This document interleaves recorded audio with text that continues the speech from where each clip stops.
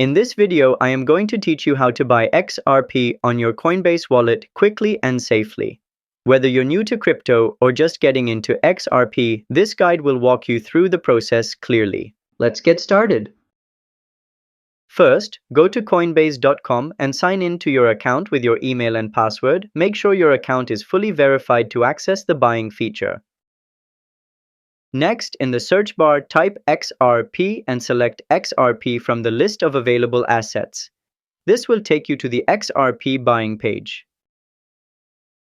Then, click Buy and enter the amount of XRP you want to purchase in your local currency or in crypto value. You'll see an estimated amount of XRP you'll receive.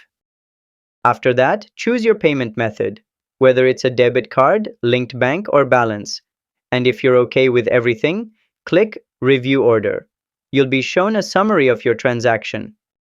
Finally, just follow the prompts to confirm your identity and complete the purchase. The XRP will be sent to your Coinbase wallet once it's processed. And that's how you buy XRP on Coinbase Wallet. If this tutorial helped, leave a like and subscribe to How to Tutor for more crypto tips and walkthroughs. See you next time!